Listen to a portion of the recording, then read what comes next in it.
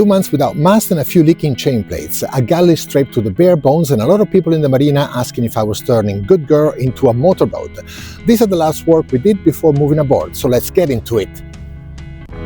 Hi everyone, we're Anna&Fil, and say hello to Captain Gaston, our fluffy cat. We love traveling, and after a life as everyday city dwellers, we decided to change our lifestyle and bought a sailboat to become live aboard and keep on traveling. Follow along as we combine work and adventures aboard our Malö 42 GoodGirl. It's May 2025 and I'm in Marina Polesana, Pula. After successfully splashing the boat, it was time to demast GoodGirl and tackle the standing rigging, chain plates and all of the running rigging. For the job, I used a local recommended rigger. Let's say the only rigger who actually answered the phone in Pula. Working with locals here is a story for another video entirely, but for today we have plenty to cover. The work I needed help with was demasting, assessing the state of the rigging, stepping the mast back and tuning the new hardware. My goal was to save a penny where possible, but mostly to learn as much as I could. Because as any sailor knows, one day you might need to make a repair all by yourself, and knowledge is everything. Taking the mast apart alone took 2 full weekends.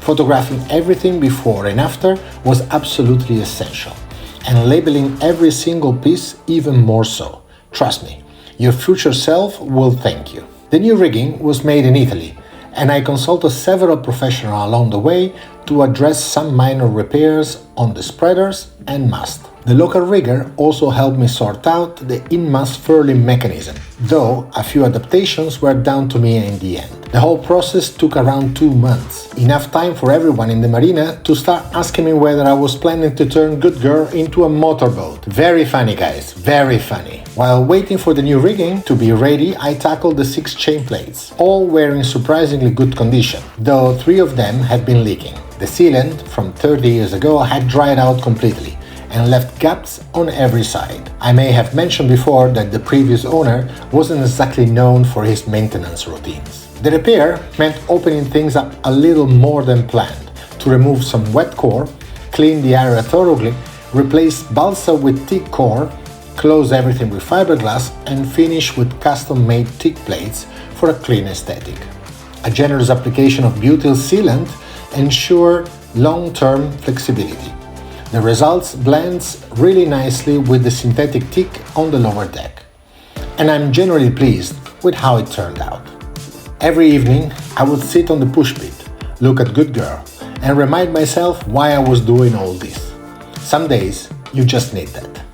Hi everyone, a quick update after coming to Italy to pick up a few things. As you can see, I have the new mattress for the berth in the bow, so the master berth, which is very good news. All came out to be okay, so I have 10 centimeter of new foam, density is 30, plus I have 1 centimeter of very soft, like latex kind of foam to make it a little bit more comfortable, like if it was a topper on a normal mattress. So very happy, all cut by hand, so maybe it's not going to be perfectly straight, but I think they will do exactly the job that they need to. They will be covered by the new fabrics that actually my dad sewed up for us, so that's very good. So everything is very great so far.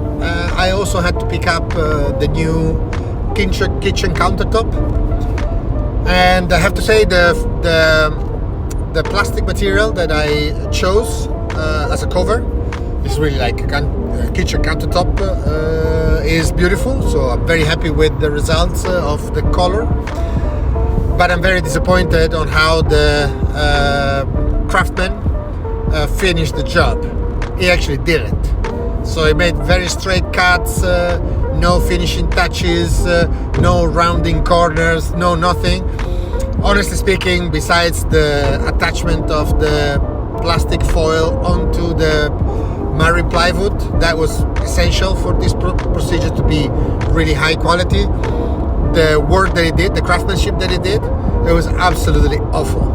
In fact, I'm now struggling to think how I'm gonna fix all those things, how I'm gonna make it really looking good, and make sure that it fits with the rest of the details that I've been hardly working on the boat all around it. The galley refit deserves its own mention.